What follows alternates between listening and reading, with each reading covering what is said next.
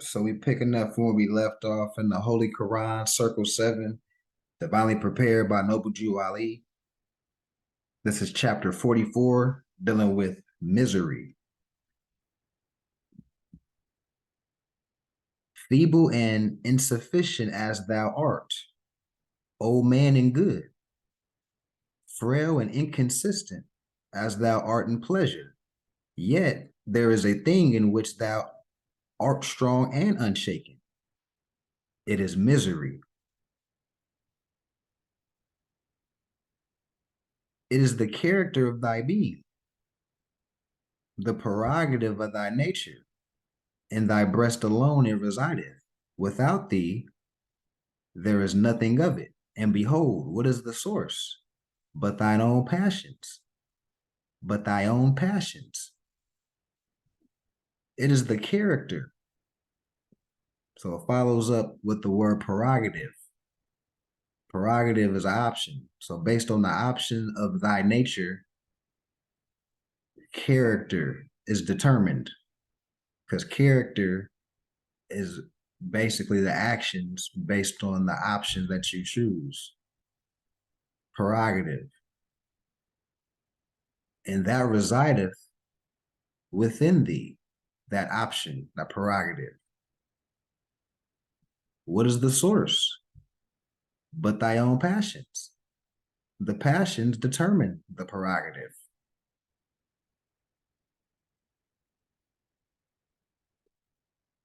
He who gave these, thee who gave these, gave thee also reason to subdue them, to subdue the passions.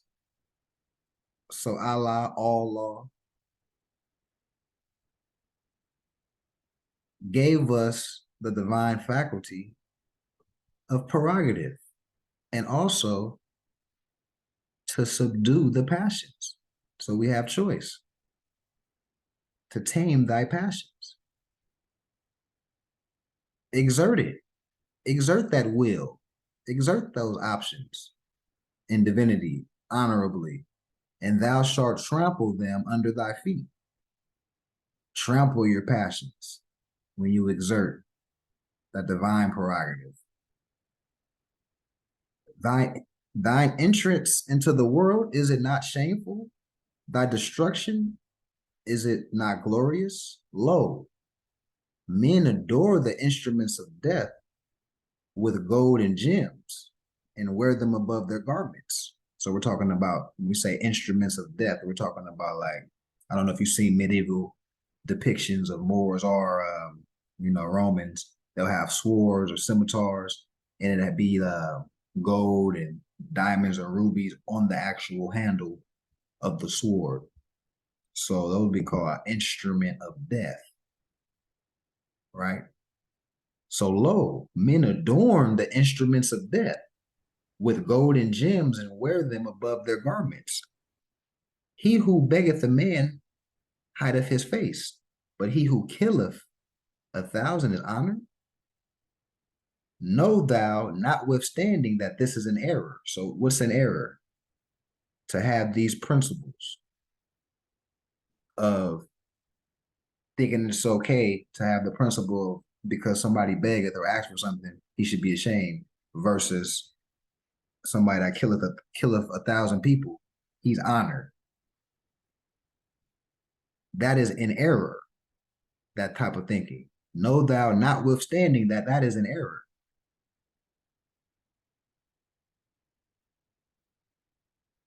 Custom cannot alter the nature of truth, neither can the opinion of man destroy justice.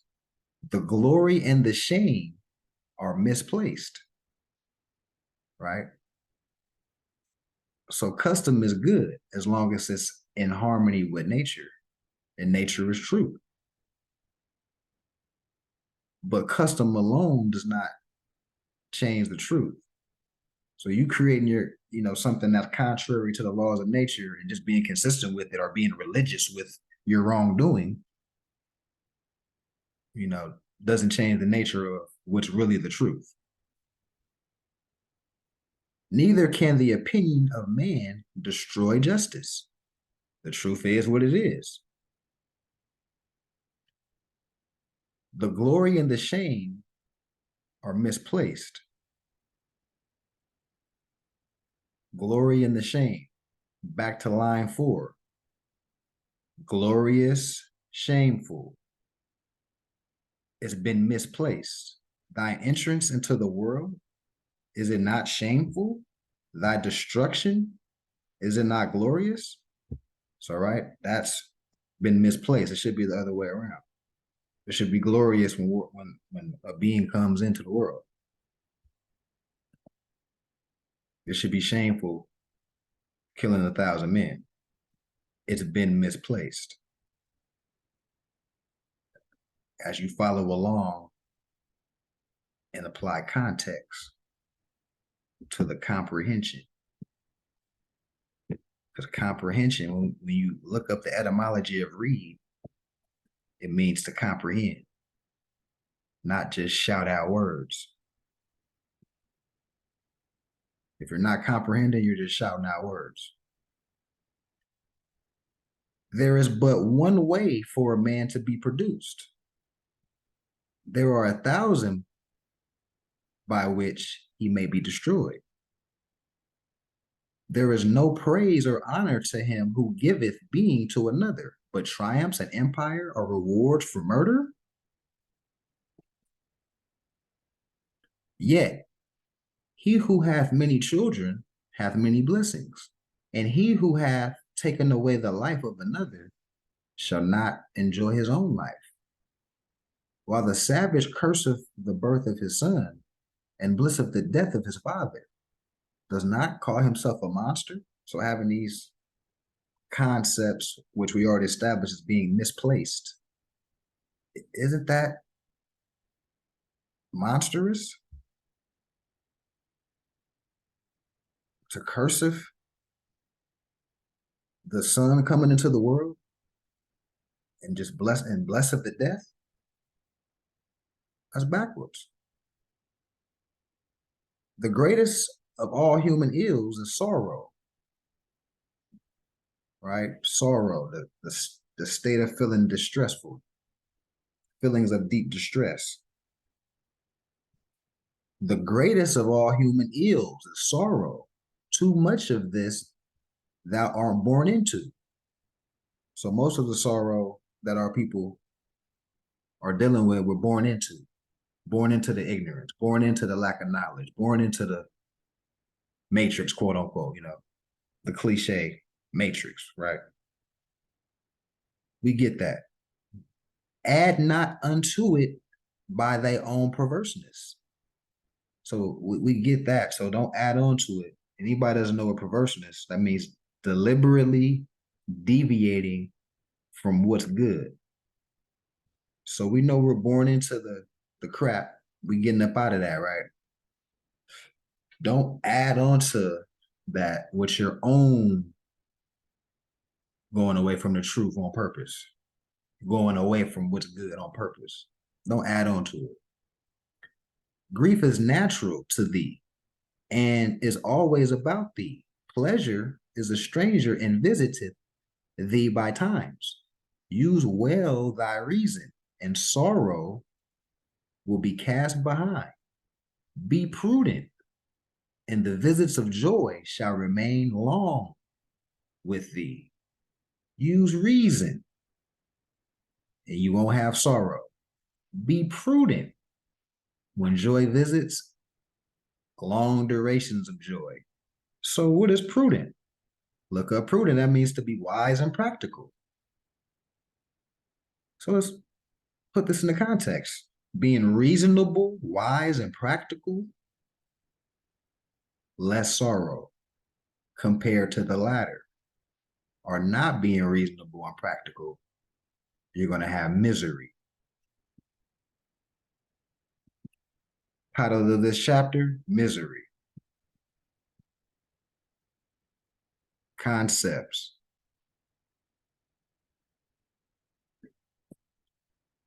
Every part of thy frame is capable of sorrow. but few and narrow are the paths that lead to delight. Pleasures can be admitted only simply, but pains rush in 1,000 at a time. As the blaze of the straw fadeth as soon as it is kindled or set on fire, so passeth away the brightness of joy, and thou knowest not what become of it. Sorrow is frequent, pleasure is rare. Pain cometh of itself, delight must be purchased. Grief is unmixed, but joy wanteth not its alloy of bitterness or its mixture of bitterness.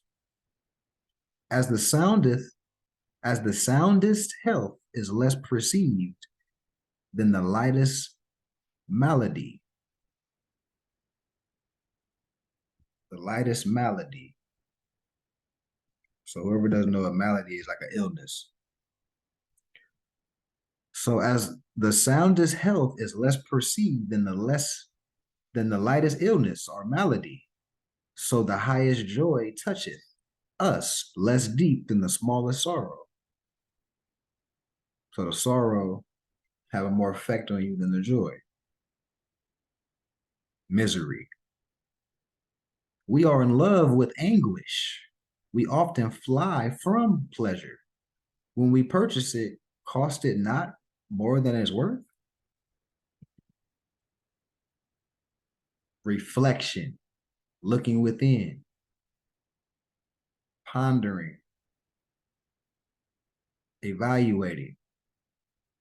Reflection is the business of man. Sense of his state, so looking within. Sense of his state is his first duty. So that's the first duty. If we're following the principles, we know that's our first duty. What's our first duty? Reflection. But who remembereth himself a boy? Is it not a mercy? Is it not a mercy then that sorrow is allotted unto us? Man foreseeth the evil that is to come. He remembereth it when it is past. He considereth not that the thought of affliction woundeth deeper than the affliction itself. So you worrying about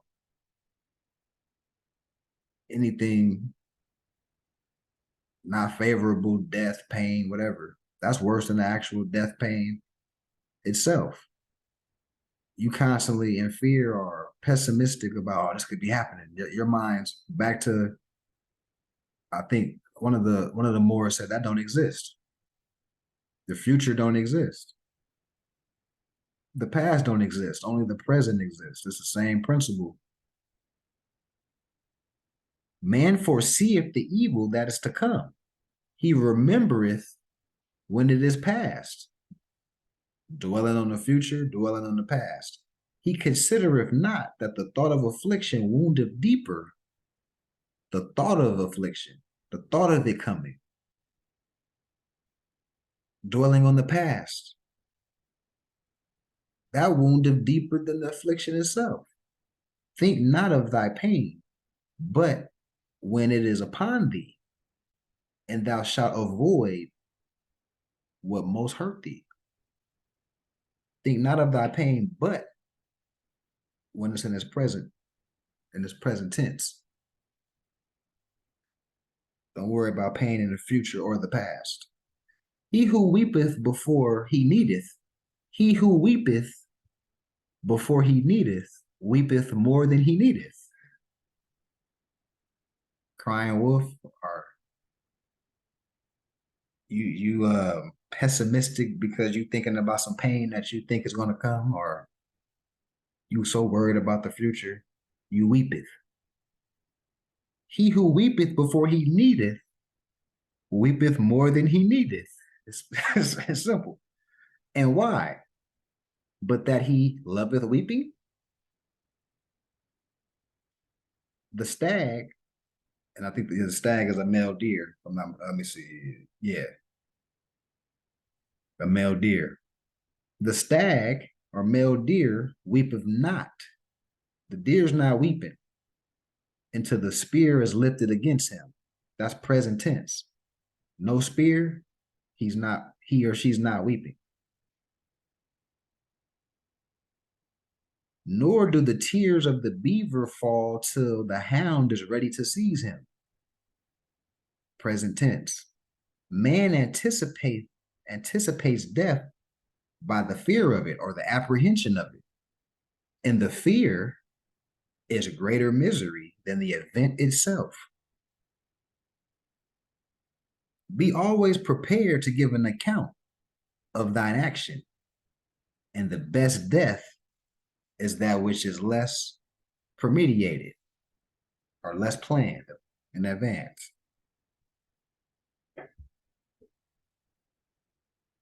So let's open the floor for thoughts on this chapter and analysis. Yeah, Islam. Yeah, I like how it ties it into how, what I'm saying, you can't be out here. Hey, I know real quick. Islam Ali Khan Bey. Who else came up in here while I was reading? Islam. Happy Holy Day, man. Happy Holy Day. Big more. Salam Ali Khan. Happy Holy Day. Islam Noble. Happy Holy Day. Samsung. Who's Samsung? It don't matter. It don't matter. That's my peoples. Okay. All right. Okay. Islam. All right, go ahead. Oh no, I was just saying, like, you can't be crying wolf, you know what I'm saying? And you think you're gonna reap the benefits, like, nah, you know what I mean? But nah, just like how I was just touching on, I was a little bit in and out because I was in the auto zone trying to figure out some things. But yeah, man, it's touching on points where it's like you made another reference. You made another reference in there, bro. I'll yield the floor right now. Let me recalculate my thoughts. I try to get it off early, but I gotta rekindle what I just heard. Give me a sec. All right, Slime. Anybody else?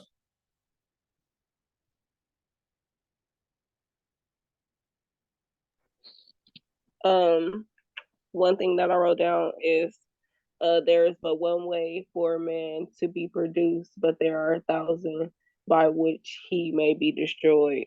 And that just stood out to me because that goes into the whole astral diagnosis where we can see not knowing your birth chart and your strengths and your weaknesses will really like put a strain on your body. Right. Slime.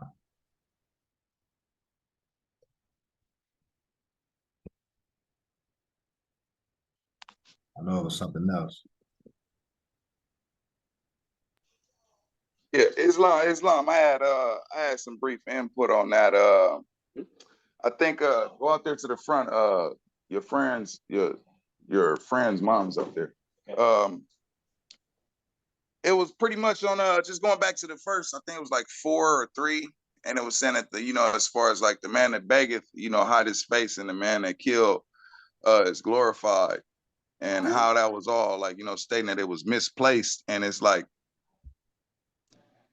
It's wild because I mean that's what it is. The ways of the world. When you just look at it, it's like don't ask for nothing because you in shame. But if you willing to go swing your sword, it's like you proclaim. Oh look, what I mean. It's like it's crazy because just when you come out of that or you come from that, I mean it's completely opposite. I mean pretty much like you're saying, it's misplaced and it's overly saturated. So it's like when you get the viewing and you get the just putting that type of life or viewing those type of things on a pedestal, it affects you. You know what I mean, in the environment, and it just being of the world is just, it's just terrible, man. And it's like Yeah, man. That's right, bro. I feel like it's like we glorify the lower self too much, For sure. and then the higher self is like always, like you're lame and you're not cool and you're not this and that, just even in myself, seeing both sides growing up, a womanizer, I had a lot of friends, and soon you decide to be a faithful man, you gotta learn how to stand alone. You feel me? You notice the so-called glory it kind of go away.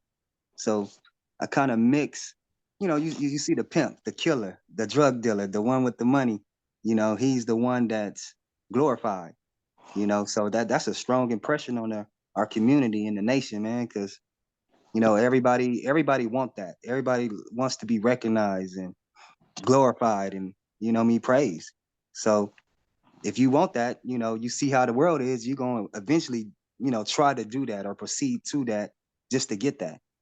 That's why I was just saying this morning, I mean, well, not this morning, right before the Zoom start, that the lady that helped me out today, she was so kind and sincere because I already made a bad comment and a complaint. I filed a complaint against the company, but this lady handled her business so well, I made it, you know, like my duty to go back on there, mention her name and all the good work that she done. So that's what I rather waste my time doing if it's being wasted, giving praise to people that, you know, that's going to show you the love, do their job. And, you know what I mean? Just be sincere about things, man, because we just got to change the ethers. Yeah. Yeah, man. What stood out to me, man, was line 6. Well, of course, knowing that that's an error, and what's an error, like the brother was saying, having the mindset that, you know, entrance into the world or life coming into the world is shameful versus, you know, killing 1,000 men or, you know, having a love for decorated arms, you know, that. But the second part of line 6 as well stood out to me as far as custom cannot alter the nature of truth. You know, neither can opinion of man destroy justice. You know, back to just because people do things ritually or religiously, but it's not in harmony with nature, that doesn't change the fact that the truth is the truth, right? And based, you know, opinion of man, you know, that doesn't destroy justice. You know, justice is always going to be justice. So that's what was highlighted. It's wrong, no matter however you glorify it or whatever light you put it in or whatever you see in the back, it is wrong. So yeah. Yeah. Yeah, that stood out for me. Hanuna Islam, happy holy day. Islam, happy holiday, mother. Peace and love. Islam, peace, everybody. Wow. Islam. Islam. Then anybody else have any thoughts for transition to Astro? Also, I want to input on 19 as far as the reflection is the businessman. Sense of his state is his first duty. Like, you know what I mean? Like that's the state you should always be in, as far as, you know, like checking out what state you in. I mean, knowing what sense you in, knowing that, you know what I mean? Like reanalyzing, like knowing what's going on. So I like that one. But remember itself as a boy. And it's like, you know, it's like you have to be in the responsible state, but you can still have the joys of a kid, but it's like a conflict. Right. Right. You know what I mean? And that's how I took that. You know what I mean? It says, you know what I mean, is that sorrow located onto us. Allotted or given. Allotted. Yeah. Yeah. And yeah, you know, reflection is the business of man. Sense of his state is his first duty. So that's the first priority. You know, if you're dealing with pecking order, that's number one. You know thyself. Reflection of thy own state. How am I? Am I in balance? Am I off balance? What's going on what's going on right now?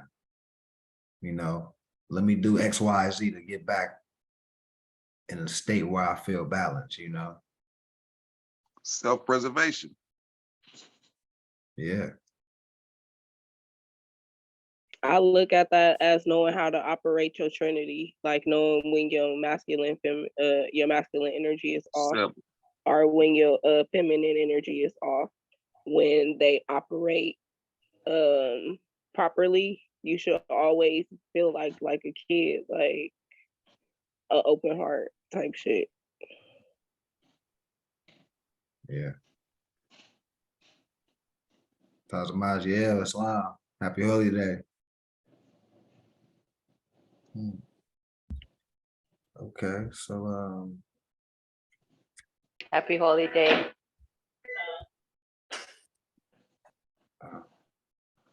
so we transition to astral diagnosis. We're still dealing with the eyes.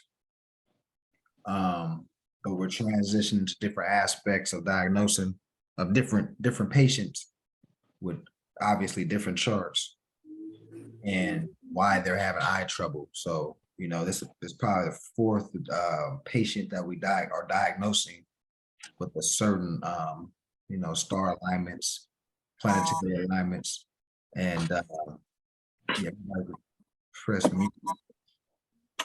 Is it still chapter 13? I'm sorry. Yes, yeah, just different Okay. sections.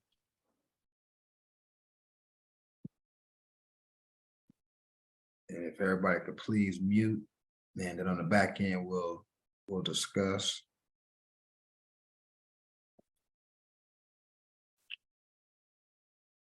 So this particular patient, like I said, will be about the fourth person that will be diagnosing that's going to have trouble, but it's all different ways though, you know, in different angles.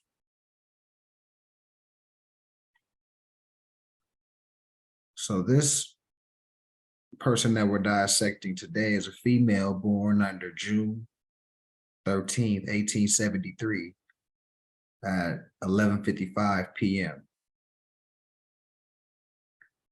First, we judge the mind by the aspects and position of Mercury and the moon.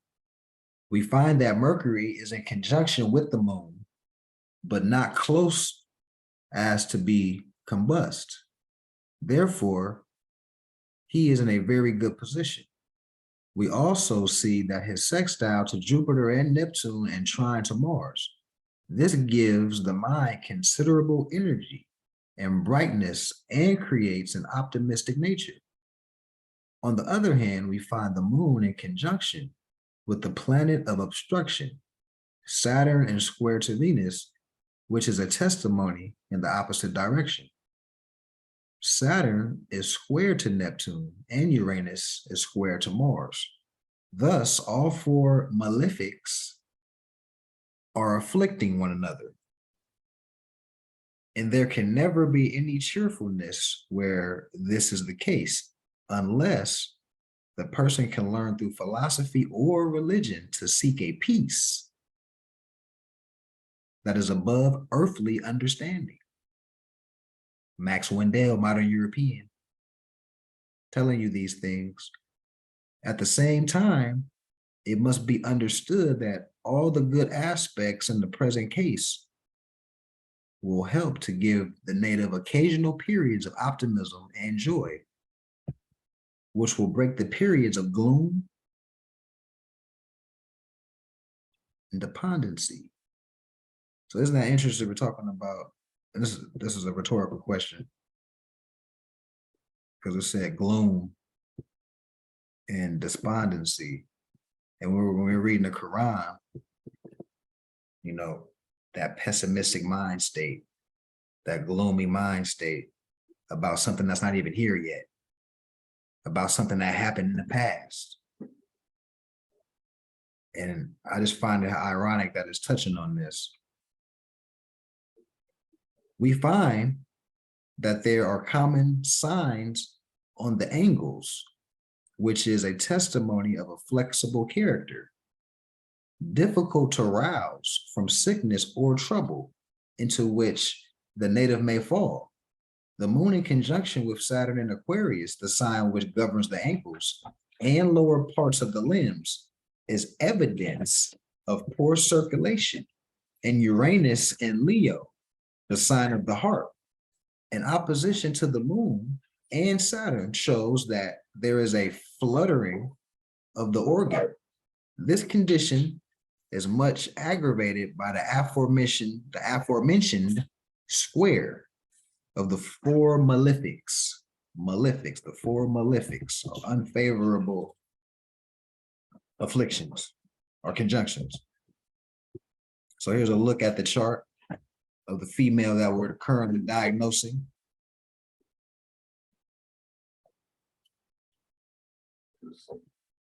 So Saturn rules the phenomegastric nerve. If you count 4 degrees forward from the position of Neptune to make the exact square with Saturn, you will find that the point thus reached falls in Taurus, which governs the lower part of the head and neck. This shows that there is pressure upon the phenomegastric nerve where it leaves the head. If this could be relieved by an osteopathic treatment, much good would be done for this person.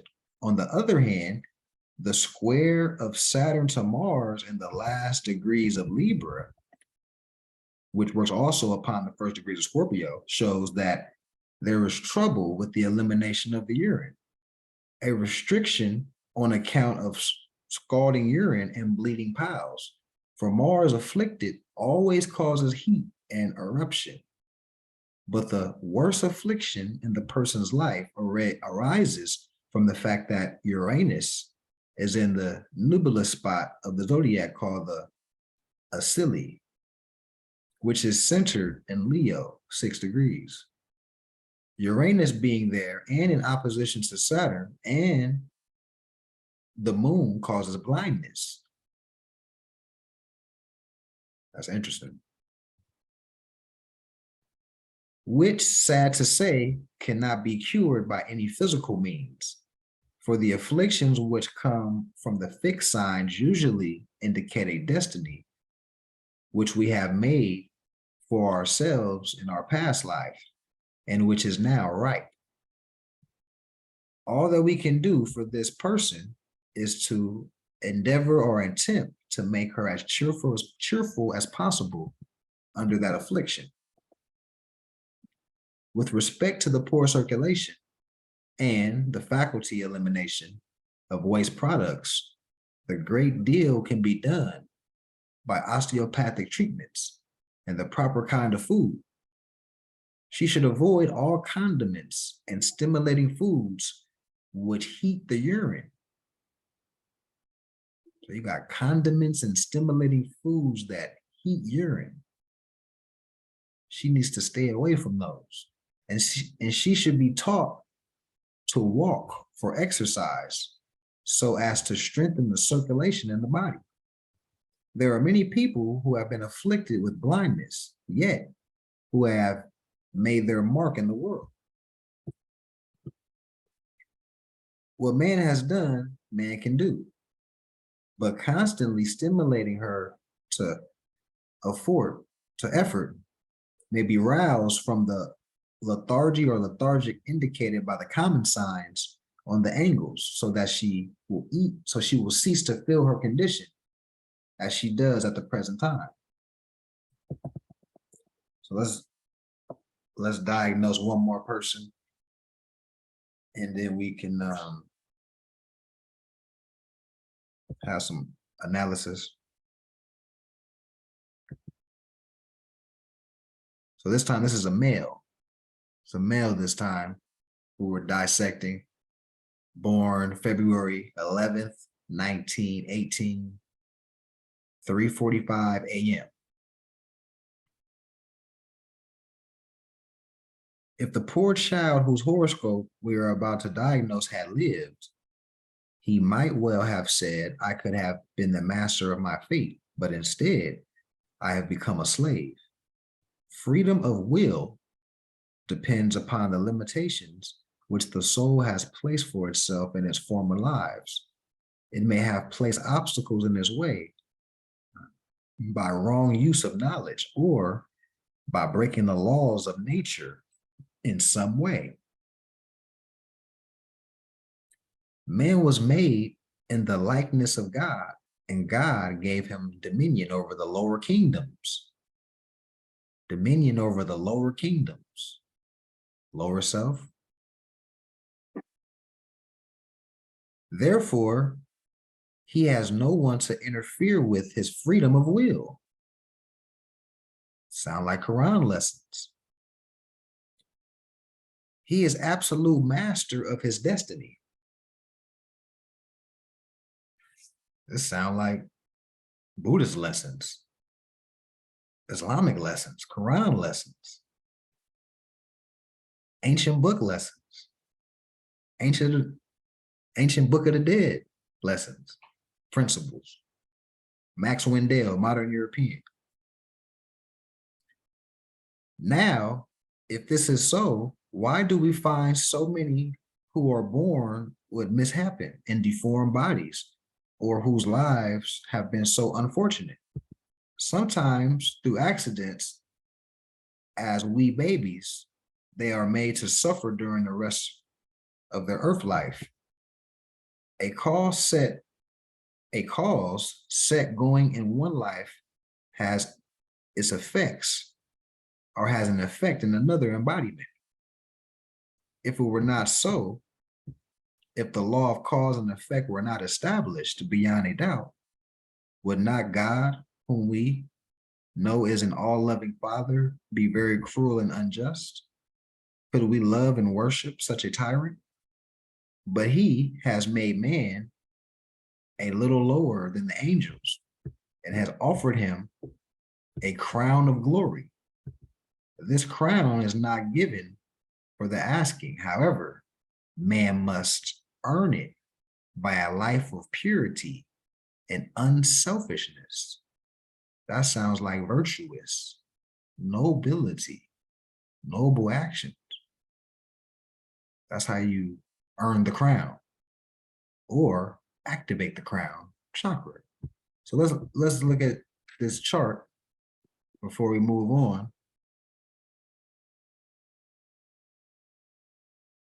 And you see what's in this person's houses.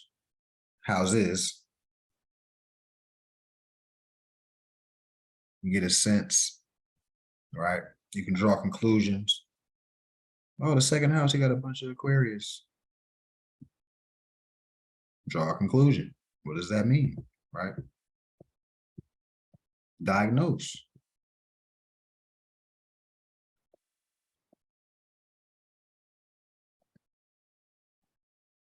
Now let us see what fate we may find in the babe's horoscope.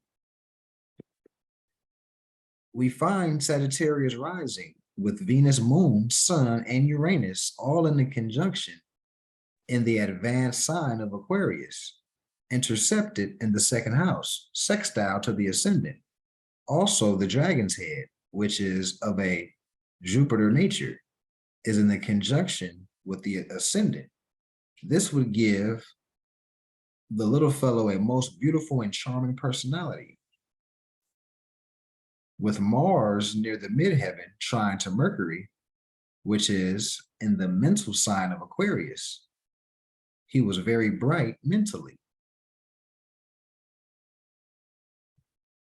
It all correlates. As above, so below. At 11 months of age, he could stand alone. On July 12, 1919, at the age of 17 months, he fell from a balcony, but no serious symptoms developed. At that time, we find the transiting moon and Mars square to the radical Mars in the midheaven. This is a very strong indication of accident. On July 14th and 15th, the boy began to get drowsy and could not keep food in his stomach. For on that day, the transiting moon was in Aquarius, making an opposition to Saturn and Neptune in the 8th house and Leo. On the morning of the 16th, he was taken with convulsions or shakes, and the transiting moon, having just passed the conjunction with Venus, Moon, Sun, and Uranus. Uranus, when afflicted, causes convulsions.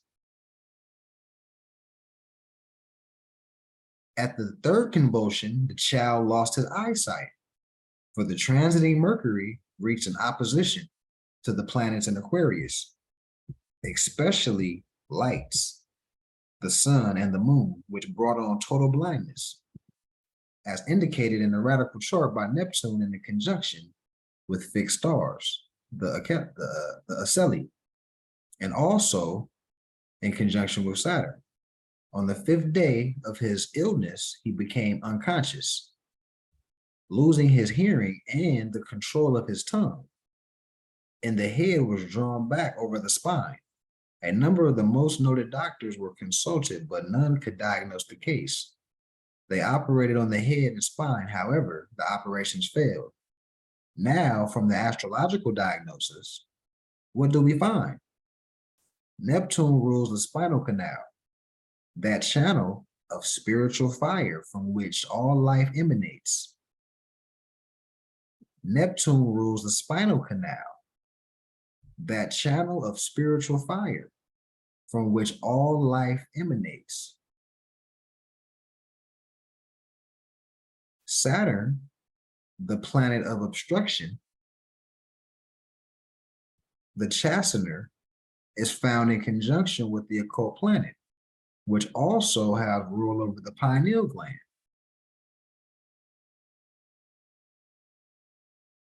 So what has rule over the pineal gland? Neptune, spinal canal, and pineal gland, through which the spiritual faculties first become awakened. And that would make sense because if Neptune rules the spinal canal, and that's the channel where the Kundalini travels, and it ends or gets destroyed in the pineal gland, and then it gets regenerated again in the loins, that would make sense that Neptune rules the spinal canal and the pineal gland, through which the spiritual faculties first become awakened. Abuse of the spiritual powers in former lives brings about physical infirmities. Come on, look, this word was used multiple times in the last 3 chapters in the Quran. Infirmities, which we learn are mental weaknesses.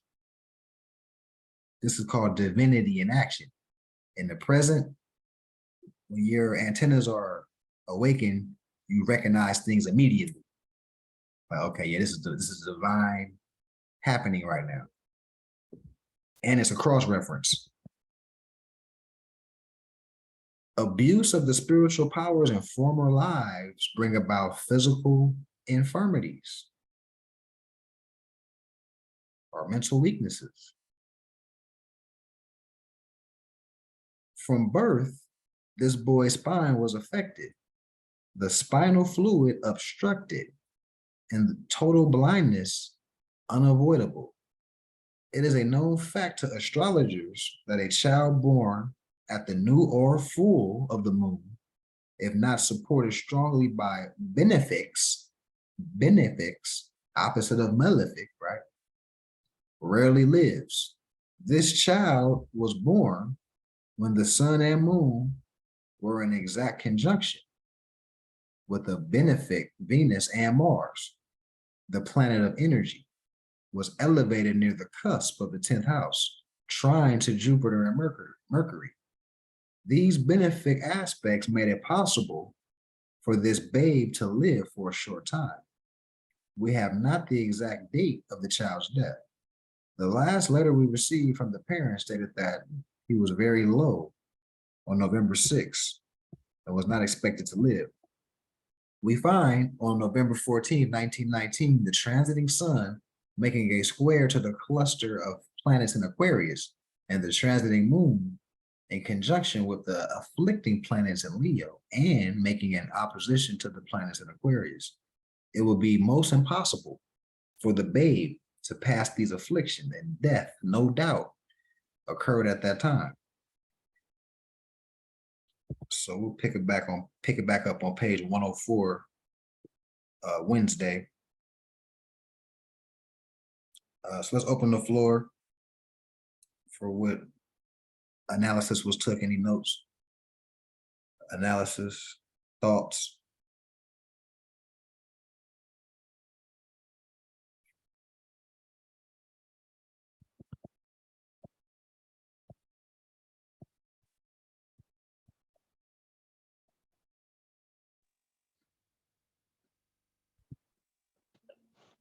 One thing. Oh, I'm sorry. Go ahead. No, go ahead. Go ahead. You good? All right. One thing that I have wrote down is freedom of will depends upon the limitations of which the soul has placed for itself from its former lives. And like I basically see the birth chart as being like your screenshot of how you're supposed to maneuver through this. It's basically like a guidance from your higher self to let you know this is what it is. This is how you're supposed to maneuver through these certain energies type stuff. Right.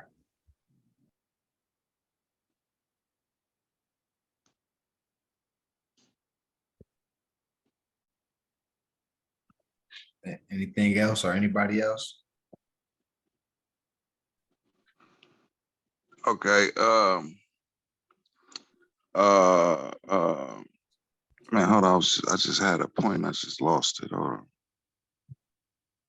First and foremost, the first patient, that's my birthday. I was reading that. Okay. But it was, man, I thought I took a note or the screenshot at the time, but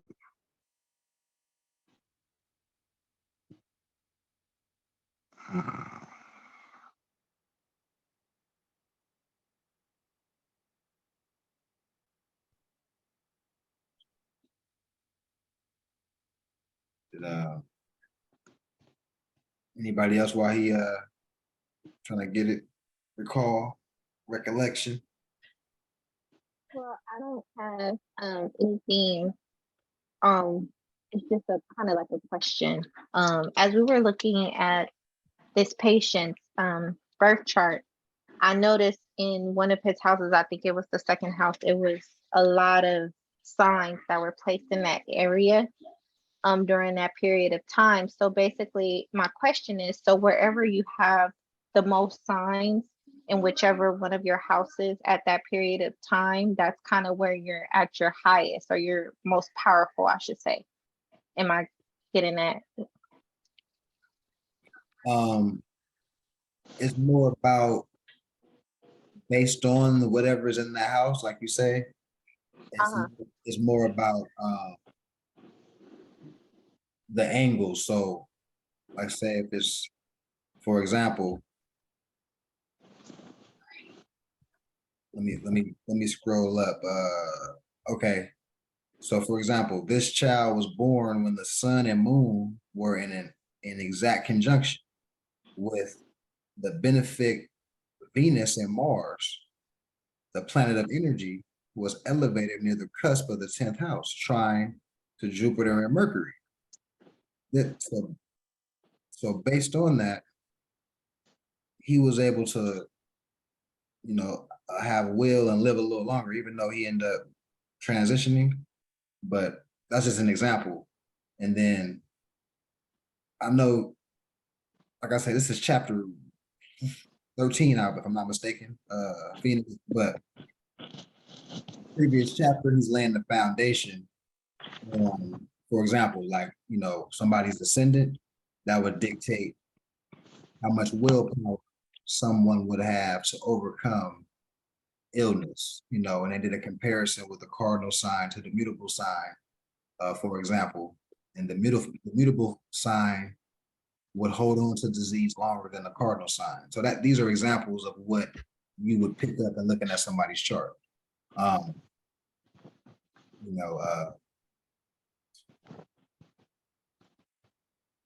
It might be a lot of Taurus alignments or constellations in one house. That is going to have to deal with complications in the neck, or throat problems, or you know what I'm saying? Because that's dealing with the neck, for example. So it's kind of more on that tip. And we would just kind of go back in this book and kind of just get certain concepts and tools, and then you just look at a chart. And then, you know, just kind of have fun with it. Just, you know, shoot your shot, trying to diagnose, you know. Did I answer your question? No, yes, that actually did. Now I have a better understanding of what we're looking at when we're, you know, looking at that birth chart and, you know, diagnosing them. What's the name of this this literature? I want to try and catch up on this one. It's called Astro Diagnosis by Max Wendell. And yeah, I'll send you, it's a PDF that we're, you know, looking at. Uh-huh. I think wait, did Rosleon? I think, yeah, Rosleon. Matter of fact, yeah, I sent it to you. I sent it to Rosleon, so I was able to forward. Yeah, so yeah, Amazing. Islam, I appreciate it. Islam. Islam, I wanted to, so what I was getting at was actually pretty much what clairvoyant was, you know what I mean? This is pretty much saying the same thing she was saying, but it's that's what stood out. It may have been, as far as, you know, it may have been placed obstacles in its way by wrong use of knowledge, or by breaking the laws of nature in some way. So like when with that understanding, it's like the wrong use of knowledge. So it's like you coming into knowledge, but it's not the knowledge that's useful for you. So with you being, the knowledge that you usually coming into is the knowledge of the world. So with you being with, you know, moving off of the ways of the world, you know what I mean? That's again, so you breaking the laws of nature. Right. So yeah, that right there, that one here right there. Yeah. Like, you know what I mean? So it's understanding it, like she was saying, it's like a screenshot or you know, pretty much a manuscript of how you supposed to do things. You know what I mean? It's like pretty much it's your GPS. Right. So it's like, you know, you got to get lined up with that source. And if you don't get lined up with it, you're going to be lined up with knowledge that could actually be, you know, harmful with the way that nature is set it up. And you're going to break the laws, and inadvertently you're going to, you know, experience distasteful events or experiences because you're not in alignment. Exactly. Exactly. Yes, that's the goal. Get in tune with yourself so you can know how to make the tweaks. Yeah, yeah. Yeah, man. That's what this is about, man. Like, Yeah. and as we in our individual capacity make these tweaks and we become the best version of ourselves, like once again, we're that much fruitful to the collective, you know. A bunch of wise men and women, you know, nobles, high vibrational thinkers, constantly in think tanks and constantly, you know, operating on as a body, as one common goal, constantly thinking about expanding and, you know, uplifting people to the vibration and that we're creating, you know. So it's a beautiful thing, man. Like you can change the reality because, For sure. you know, that even doing that, striving to do that, that's in harmony with nature. No, for sure, because you gotta you have to align yourself before you, I mean, to strive for it. So I mean, you have to come into alignment with the collective, you know what I mean, to even get it there. So yeah, yeah. I mean, shit, I'm a walking testimony of it. I mean, I'm still learning how to figure out a few buttons. So, you know, it's like, you know, it's just different things. And, you know, until you come to the understanding that, you know, you come from this, you come from there, you come from the earth, as above, so below. Why wouldn't the things of the earth be able to fix anything or any impurities that's going on within your body? Or, you know what I mean? So when you get to looking at it like that, it's like, man, shit, you start hugging trees. Facts. Yeah, man. You start becoming grateful for just all things. Like, yeah, yes. Think about it. It's all about perspective.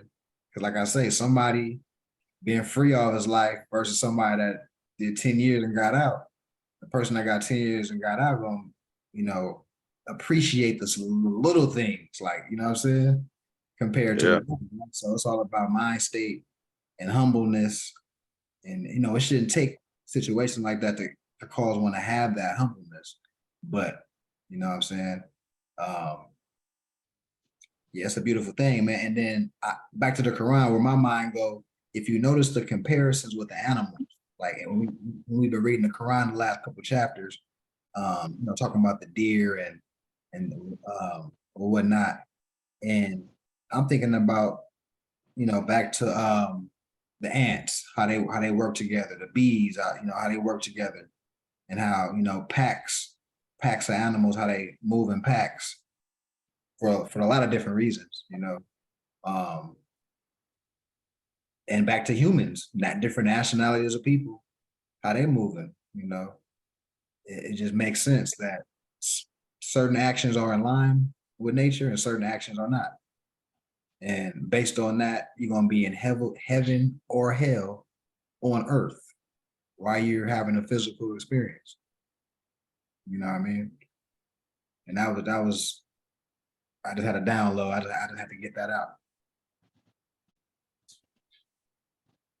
But anybody else have anything that they wanted to share or analysis? Islam. It's not. One thing I've been told about, like, you know, fate and etc., is that like your birth time and your death time is kind of like predetermined. Everything else is up for debate in between. But basically, you confirm that by showing the little kids. He was going to transition based on the signs anyway. So it's like they show you even the passing. Right. So you basically could tell people when they're gonna die, but I wouldn't do that. But you know, Right. Yeah, it's a lot of good information. Yeah. Yeah. It seems like it's very important to know this information, you know, so when that ruling planet is ruling, then, you know, we can tap into the information and the energy of that planet, you know, just like you say, it's Libra season or something like that, that you can study the powers of it or what comes with it, you know, and you can really tap into it and, you know, really make things happen instead of, you know, doing it on accident and stuff like that. Cause it's already going to have some type of, you know, control over you, whether it's bringing thoughts to you, certain vibes, feelings you're going to have. Now you can kind of control it, you know, and that brings you more power, you know, so you can tap into these planets. And that is the ancestors, you know what I mean? So that's how we get our messages and, you know, put us in the proper survival mode as well. Right. Right. Yeah, man. Beautiful. And you know, back to the Quran, I think it says something along the lines of, you know, we come into the world pretty much, I'm paraphrasing, tainted, you know, so don't add on to that or add on or using perversiveness or, you know, don't intentionally go away from the truth.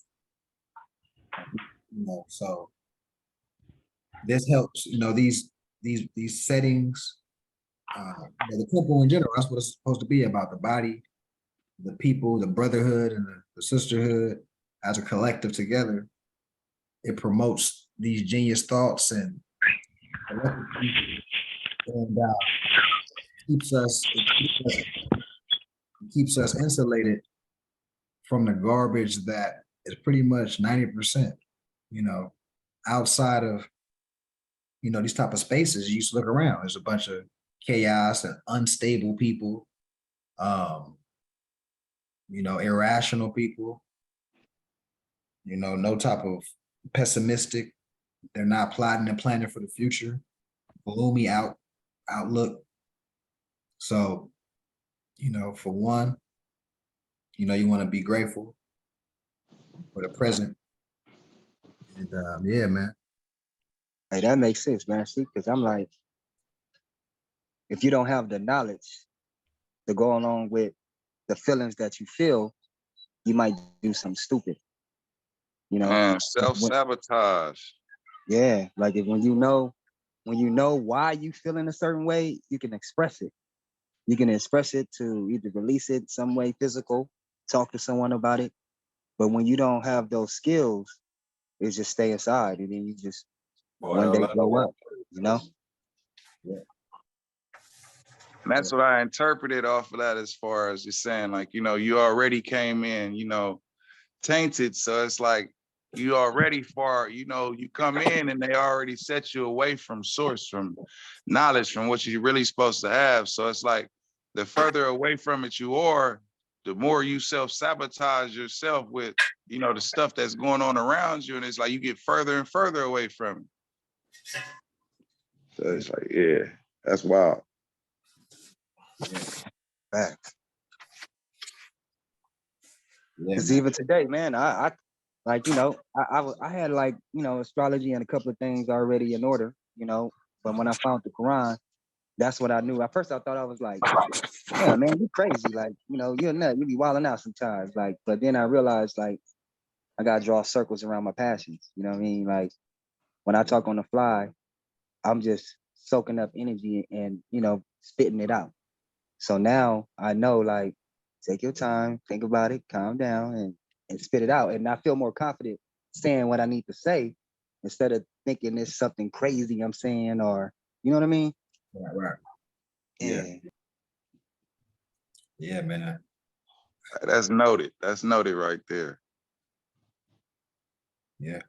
That's It's one wild. thing that I need to work on, because sometimes my messages, they come very, very fast, and I'll be trying to hurry up and get them out instead of sitting there and processing them so that the words flow out properly. So yeah, that was confirmation right there. Peace. Yeah.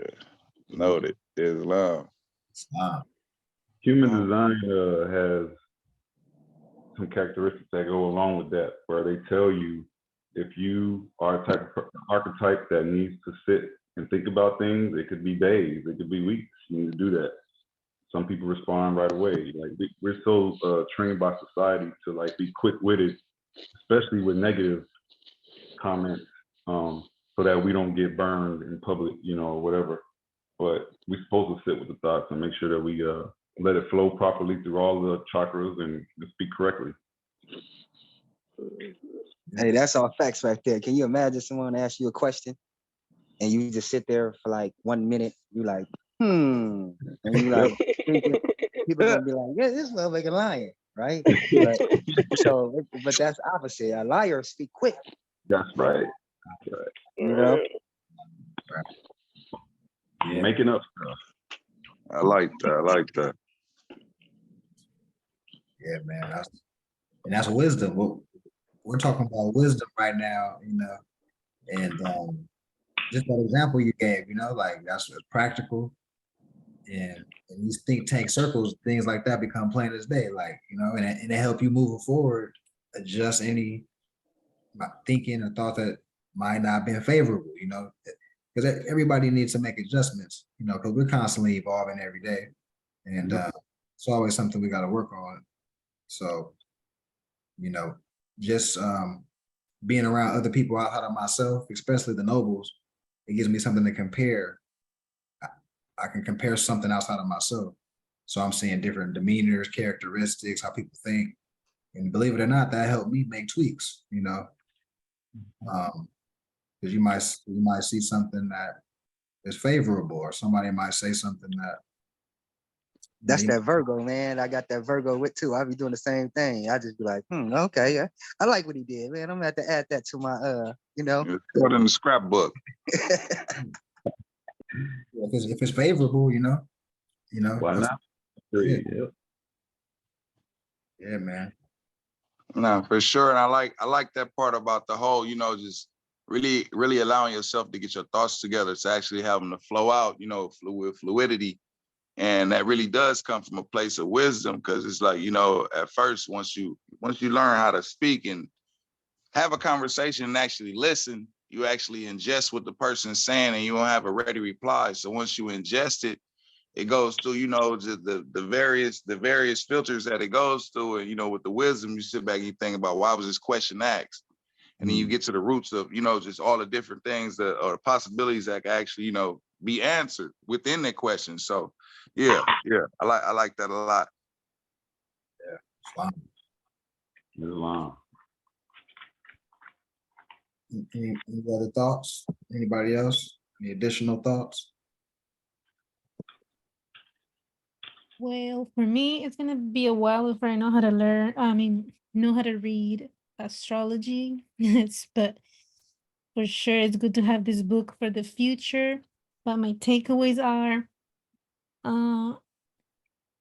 don't be strong, be courageous. Don't dwell in the past. Live the present. Don't be anxious about the future. And I remember that part was said, fear is beneath me.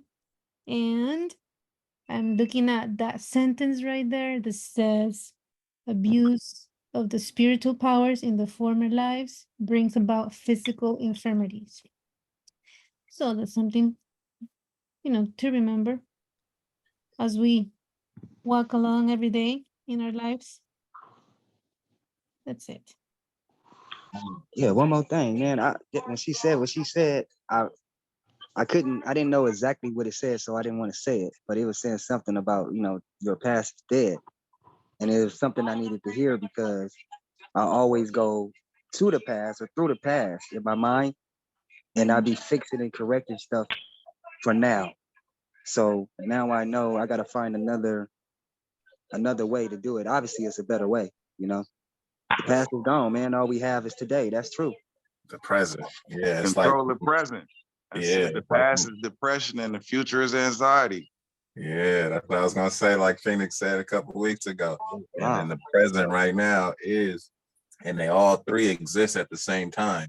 You know, you can't have them all without each other. So it's like that past, that present is that moment of what you need to be living in, so that you can actually gather all those things in order to keep the balance. It's kind of like the yin and the yang.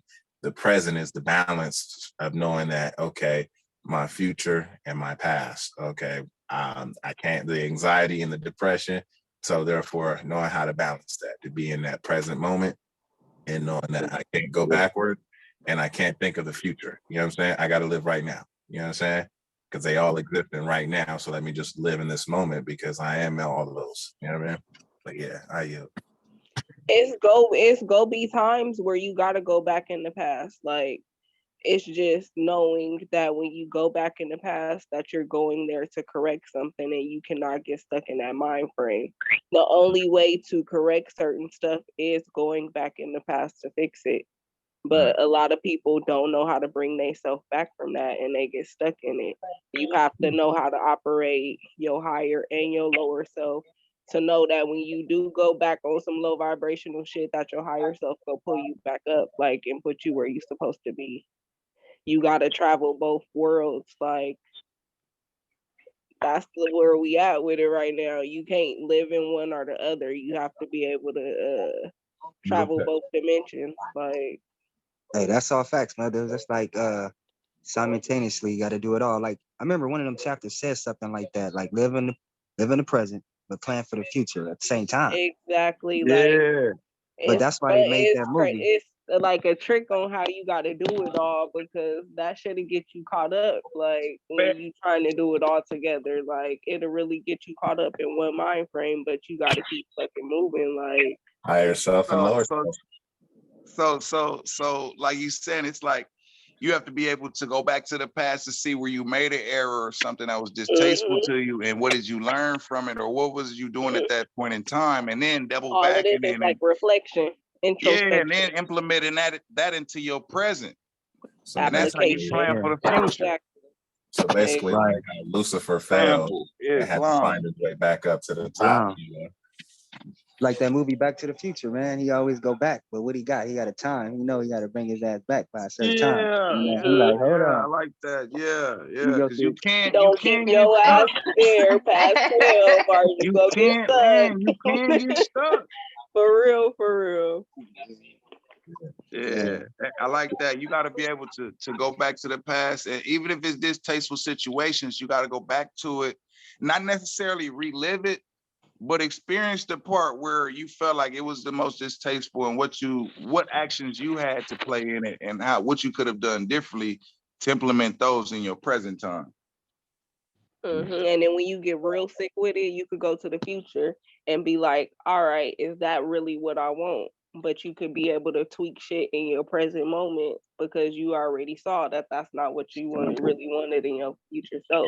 It's just a matter of being able to jump through this shit and knowing how to operate yourself so that you can jump through it and get back and forth, like quantum leaping type shit. That's why I think the button broke, because I get to look into the future and I come back and I don't make a decision. You got to make a decision, though. You got to. Yeah, that's right. I always use that tying the shoe method, man. I was like, you tie your shoe, you know, you're using a certain part of your brain when you're learning, and then once you learn, now you're using a different, like a store part of the memory, right? So now I can add something else to that story, man. Just it's crazy because no matter what, you always going to the past because you ain't thinking about tying your shoe no more, but you're going back to the past and thought while you tying your shoe, even, but you in the present tying your shoe. You gotta access that memory. Yeah. Muscle memory. Yes. Yep. Okay. Yeah. Okay. Yeah, man. Moderation, you know, because in order to be in the present, you can't dwell, you know, for lengths of period. And remember the word sorrow. Sorrow was the key word that was used. There we go. You know what I mean? Can't be like that. Can't take the emotions with you, huh? Like, you know, you just gotta see the physical, right? Yeah. Just the lesson, man. You gotta leave the emotions in the past. Yeah. Be present. You know, we building right now. We in the present. We building. You know, but for the future, like this is all prerequisites, and for the future of things that we're trying to do bigger. You know, so yeah, we live. I'm happy you brought that up, GS, because check it out. That's an important subject right there. Like for us, you know, because us as Khalifa society. Yes, we know the law. Don't get it twisted. Like we know about the processes. We know about the packages. We not the type that just be saying something about somebody that's selling a package without knowing exactly what the package is and what it can do, right? Our main focus is building a community for us. When we got our own shit, we don't have to worry about writing letters about taxes and eating and traveling. We got our own shit. And that's where we at. That's where we at with it. You know, so when I came into it, I was running from nothing. I didn't care. Like taxes and all that stuff don't bother me. Like none of that bothered me. Why? Because I know the game. You feel me? And I don't want to talk in that type of talk, but that's the best way I can explain it. Like I know the game. So I feel comfortable and confident. I know I'm making, you feel me? So right now, I think our main focus, man, is just to build the community. Like we trying to, you know, we've been knowing each other for a few years, you feel me? So I love them to death, you feel me? So it's like, we just trying to add to that. We trying to add to that. And we gonna do it regardless. That's the point though. That's the first point we gotta make. We gonna do it regardless. It's gonna happen. 5 people, 4 people, 1 person, it's gonna happen. But we love our people. So we want the more people we got, the faster it can happen and the more love can be shared. Because we need to be like, you know, the opposite of what the book was saying, as far as in how the killer get all the credit and the peaceful man really don't. We want to be, you know, the peaceful person, right? But they also know where we came from. So the killer or the tough guy, the gangbanger, the thug, the pimp, whoever, he ain't never gone. He's still in you. It's just you have it under control now. So all we want to do is just love on each other, bro, and move forward with our community, our own land, our own property, our own business. Then we good. Fact.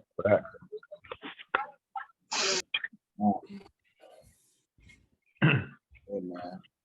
Slow and steady. You know, and yeah, consistency. And like I say, as we know, the temple was never the building like the temple right now, right? So the people, so you know, old fashioned ways of things. You know, like I said, we could deal with people in Russia, whoever got social media. If they down, what we doing? They could be an attachment and an addition to the expansion. So anybody y'all know, like I say, friends, family, raise them up because the bigger the better. You know, we do more things economically, just intellectually. You know, so keep that in mind. The mission statement. We missionaries. You know, the goal is to get competent, so we can transfer that competency to friends, family, etc. People walking down the street, at the grocery store, at the gym, people you play basketball with, whoever, and bring them to the fold. You know? Hey, you see how the prophets have been keeping them around long enough so we can learn how to run government, right? Right. But who are they? And now you look at Chinatown, you look at all them spots, they not over there writing no letters to nobody saying who they are and I don't want to pay this and I don't want to. They just doing the shit and they successful. So that's what I'm saying. That's the example of where we need to be. Like they can't look, bro. They can't stop us. I don't care. They put everything out at the cookie jar, bro, and it's still crumbs in that motherfucker. So they can't. I'm telling you, I just enjoy being an honor. You know what I mean? And I know I wasn't a reading book type guy, so I know this is divine. I ain't read hundreds and thousands of goddamn books. Right. You know, and then I wouldn't met none of y'all without this, and we wouldn't know about higher self, and that wouldn't be the goal. No. Yeah, and that's what it's about. The like you said, the longevity. It's been a couple years. The years adding up. Camaraderie, the rapport. Yeah. Like if you got a cousin or a mom or a family member that is directly related to you, you know, you just go, it is what it is. Like, oh, that's my relative. It's not like you gotta hurry up and learn something and then we up out of here. Like the goal is to keep building with each other, like we're blood. Like, you know, I'm trying to form a brotherhood, a clan, you know, it's a bond. We know politically that equates to what you call a body politic and nation state and law, you know, with international ramifications that whole, but internally it should be like we really got love for each other. Like we really is buying into what we're doing. We really, our heart chakra is connected with it. You know, we see the mission at hand. We're serious about it, and expansion is key. You know, we got to keep thinking expansion. Yeah, bro. It's like instructions from our prophet. You know what I mean? Like to keep it. You know that's what it is. It's like we can't take some part of the instructions and think you finna build some shit. You're not. If you go follow instructions, you see them and they got numbers 1 to 20 or A through Z or whatever. You got to go through those steps. Those steps is how you build. You can't skip over nothing to build some shit. So if we know the prophet, we know who we are. Now we got to handle our civic duties, our duty, and to uplift fallen humanity. That's our main duties. You know what I mean? So that is enforcing law, because the highest principles known to man is love, truth, peace, freedom, and justice. And if we ain't on that, then we ain't doing no law, because the highest law is natural law. Then you got man-made law that's how to describe what the natural law is, right? Protection from it. Now, what we gonna do? Are we natural people or what are we? Like, so we can master everything, every booby trap they have, we can master that. For instance, if your registration, of course, I know I don't have to pay registration, and I know what registration is and what it does and all that shit. I know that. The point is, I don't like to be face to face with the enemy unless I'm laying them down. And that is period. So my thing is, I don't want to see these motherfuckers. Save $10 a goddamn month. Master the system with your mind. They can't stop you. You want to remain seen but unseen. Long as your status is corrected on that paperwork, you good. You good. You put them on notice. So the paperwork didn't do nothing, but you put them on notice. So you got something to reflect back on if you ever come across them in court and all that shit, man. But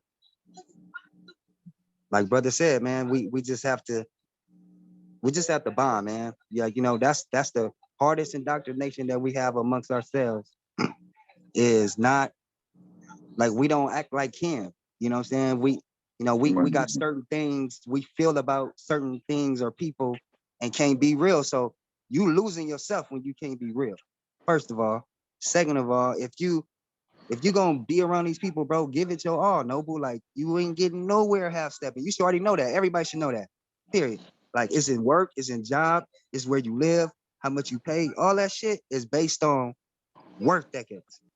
It's work ethics, believe me. And we not lazy, but we know what we doing is not right. So that energy is very powerful to maintain when you trying to go to work for 20-something years doing the same shit over and over. That's hard work. You know, but if you have to do that, that's what you have to do. And it ain't no getting out of that, but working harder and smarter combined, you know, you ain't gonna get away from it, bro. We got a lot of fucking work to do as people. So the first place we need to start is with love. We got the truth. You ain't finna get no peace without love. You feel me? And that's justice. When all those three reign supreme, that's how we get judges. Judges don't come from men. Judges come from the Most High. So all that bullshit, let's just focus on us, man, and love. That's it. We good. Simply put, we dissolving generational curses now. You know, like I wasn't really available to have these, you know, high vibrational conversations with everybody, or to even look back at, you know, how you was moving as an individual. I mean, let alone, you know, just as a family, you know, a tribe and all that. Like you say, a whole body. It's like, you know, just understand how to conduct yourself. And then when you get to seeing everybody else is flowing in a different direction, just I'm gonna go this way. Like I got to dissolve this curse. Like it seems that everybody else isn't. So let me take this other route. You know what I mean? And it's a lot of internal work and it's a lot of stuff within myself. But I know what I want to do as an individual. So you know. Yeah. Wow.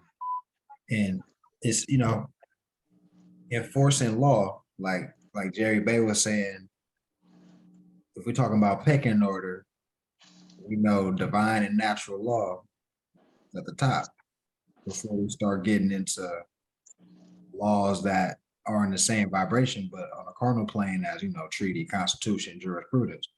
So the divine law is back to the bond, the camaraderie, the expansion, centralizing the finances, creating businesses, entrepreneurial businesses individually, and having a percentage of that funnel into the body as a whole. Those fundamentals right there are basic, and all nationalities are operating like that. So only thing, we're just behind the 8 ball as far as knowing the culture and how wonderful we are, and you know how we are. We're just behind the culture of knowing that. Other people kind of know, you know, in their nationality circles who they are. They got self-esteem and they just rocking and rolling. So we just, you know, we just want to get our people up to speed emotionally so they can stop being, you know, having a mind state of Negroes. After that, it's time to get busy. It's time to be industrious. It's time to, you know, like I say, we like ants. We're trying to expand and, you know, intellectually brainstorm, make tweaks to make the thing go better, and stay consistent. You know, so that's what I wanted to, you know, my thoughts on that. Anybody else want to have any thoughts before, you know, we close out? Miscellaneous thoughts. I'm sorry, the address to the new place that we're gonna be meeting on Sunday. Just about to say that. That's fine. And I had a quick question on I was listening to you, brother, as far as you were saying, as long as that you put them on notice of your status. What were you referring to as far as putting them on notice? Like what in what aspects? I mean, you know, either way, it's really like publication. You feel me? I feel like, you know, RV Bay have a certain way where they, you know, send it out to the 7 locations and such. It's just, or you can just do it, you know, one paperwork at a time. You know, every time you get yourself into some type of, you know, contract or something you have to sign, all rights reserved, make sure your status is correct on it. Boom, you're good. So, you know, some people. And in that sense, you saying with your sign of nature, UCC 1-308. No, I never did the UCCs, you know what I mean? But Okay. all rights reserved. I know exactly how to do them, you know, because I always study stuff before. I study everything, man, but I never tried, and you know what I mean? Because I felt like, you know, I'm not saying it's bad or wrong. I'm saying that, you know, more science, that's not more science, you know what I mean? So it's just, it's something anybody can do. So being in it, you know, 8 years, I'm at the point where I'm just like, yo, I do everything a Lodio. You know what I mean? So a Lodio shit is not really dealing with no paperwork. You know, it's just like, if you buy some shoes, can they come up with a law and come to you and say, yo, since you spent It's in the $200 on the private. shoe, It doesn't give have me- to be public. It doesn't have to be in the public because that's in the private. Exactly. You know, and people got different languages for it. You feel me? I just do, you know, I just do stuff like that stuff don't even exist. You know, it's like all by my own hand. I don't use their shit and I don't go through their systems to do anything. I just do it because I know it's common law, you know?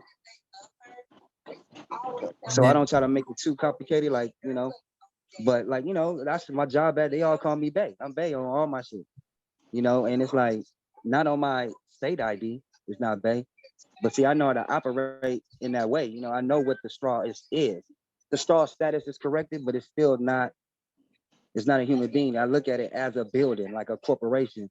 You know what I mean? So people got different ways, you know what I mean? But just far as in putting your status on the record though, you know, it's pretty much proclaiming your nationality and sending that off where it could be recorded.